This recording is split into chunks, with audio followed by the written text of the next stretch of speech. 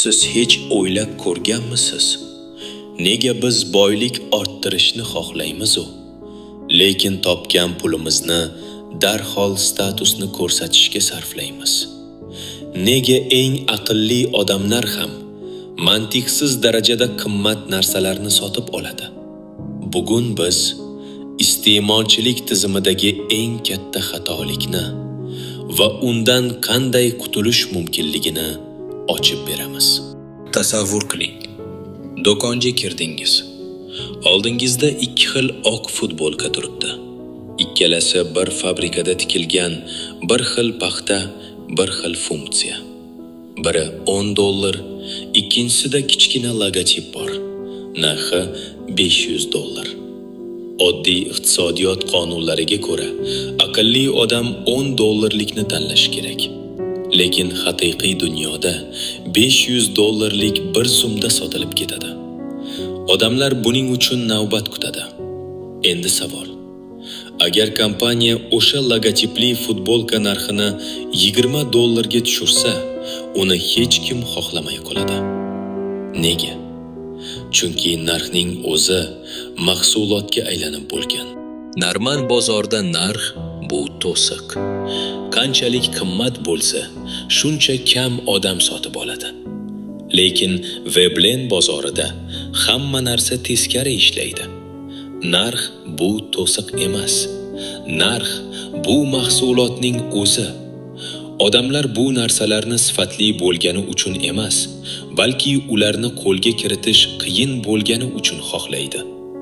Istisnolik, ya'ni exclusion bu asosiy qiymat. Agar Rolex o'z soatlarini materialiga yaqin narx $200 ga sotsaydi, ko'proq sotilmasdi. Aksincha, bankrot bo'lardi. Chunki haqiqiy qiymat soatning mexanizmida emas, oddiy odamlarning uni sotib ola olmasligida yashiringan. 1899-yilda iqtisodchi Thorstein Veblen odamlarning g'alati xatti-harakatini kuzatdi. Odamlar foyda keltirmaydigan narsalarga pul sarflayotgan edi. Ovqatlanish uchun juda og'ir bo'lgan kumush qoshiqlar, nafas olishni qiyinlashtiradigan korsetlar. Veblen bunga ko'z-ko'z qilish uchun iste'mol deb nom berdi. Maqsad resurslarni yo'q qilish orqali statusni isbotlash. Bugungi kunda ham hech narsa o'zgarmagan. Faqat kumush qoshiq o'rniga $10,000 sumka sotib olish huquqini qo'lga kiritish uchun odamlar oylab navbat kutmoqda. Sun'iy taqchillik shu bilan boshqariladi. Keling, oddiy hisob-kitob qilaylik. $10 Casio soati va $20,000 Rolex soati. Ikkalasining ham foydali funksiyasi bir xil: vaqtni ko'rsatish. Demak, oradagi $19,990 bu sifat uchun emas, bu status narxi. Siz begonalarga shunday signal beryapsiz: menda shunchalik ko'p resurs borki, shu pulni yoqib yuborsam ham tirik qolaman. Bu signal biologik darajada ishlaydi. Endi evolyutsiyaga qaraylik. Tovus qushining ulkan dumi uni uchishni qiyinlashtiradi. Yirtqichlar uchun oson nishonga aylantiradi. Bu ahmoqona tuyuladi. Lekin aynan shu dum urg'ochilarga eng kuchli signalni beradi. Men shunchalik kuchli va sog'lommanki, orqamdagi bu ulkan yuk va nogironlik bilan ham tirik qola olaman. Bu handikap prinsipi va biz ham aynan shunday qilamiz. Xuddi tovus qushi kabi biz ham omon qoluvchi ekanligimizni isbotlash uchun moliyaviy omon qolish imkoniyatimizni qasddan cheklaymiz. Har 6 oyda buziladigan qimmatbaho lyuks avtomobil, hech kim kirmaydigan istiluvchi basseynli ulkan uy. Bularning barchasi bizning tovus potimiz. Lekin tovus patidan farqli o'laroq bizning nogironligimiz kredit va qarz zanjiriga bog'langan. Mana asosiy tuzovning mohiyati. Boylar uchun 300 ming dollarlik avtomobil xaridi bu shunchaki qoldiq xatoligi. Ularning boylik ko'payishiga ta'sir qilmaydi. Ularda ortiqcha sarmoya bor. Lekin o'rta sinf ko'z-ko'z qilish qurbonidir. O'ziga to'q ko'rinish uchun qadrsizlanuvchi passivlarni, mashina, telefon sotib olib, daromad keltiruvchi aktivlaridan, aksiyalar, sarmoyadan voz kechadi.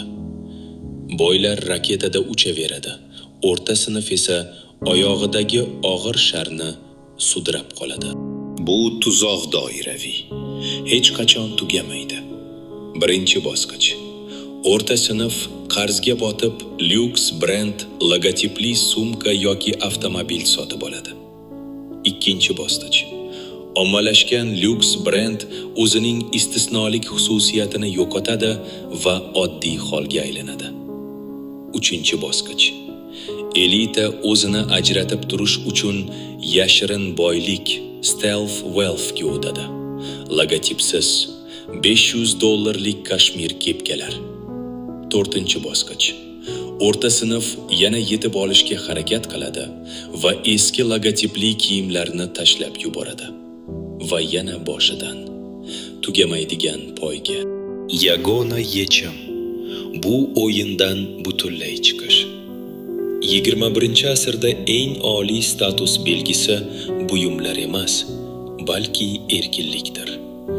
O'ylang, bankda $1,000,000 bor va ertagayoq ishdan bo'shay oladigan 10 yillik Toyota haydaydigan inson, yangi Range Rover haydaydigan, lekin bankrot bo'lishiga 2 oylik maoshi qolgan insondan cheksiz darajada yuqori statusga ega. Birinchisida erkinlik bor, ikkinchisida faqat ko'rinish. Keling, farqni aniq ko'raylik. Statusning asosiy maqsadi ko'rinish. Haqiqiy boylikning maqsadi erkinlik. Status uchun qadrsizlanuvchi passivlar, mashina, kiyim to'planadi. Boylik uchun esa daromad keltiruvchi aktivlar, sarmoya, biznes. Status barchaga ko'rinadi, logotiplar orqali. Boylik esa ko'rinmaydi, yashirin. Statusning kuch manbai boshqalarning e'tibori, boylikning kuch manbai xotirjamlik va tanlov huquqi. Haqiqatni yodda tuting. Boylik bu siz ko'rmaydigan narsadir. Sotib olinmagan lyuks avtomobillar, xarid qilinmagan brilliantlar, rad etilgan birinchi klass chiptalar. Boylik bu hali siz ko'rib turgan buyumlarga aylanib ulgurmagan moliyaviy aktivlardir. Shuning uchun o'z qadringizni sof boyligingiz bilan o'lchashni to'xtating. Sizga oddiy, lekin kuchli xarid filtri beraman.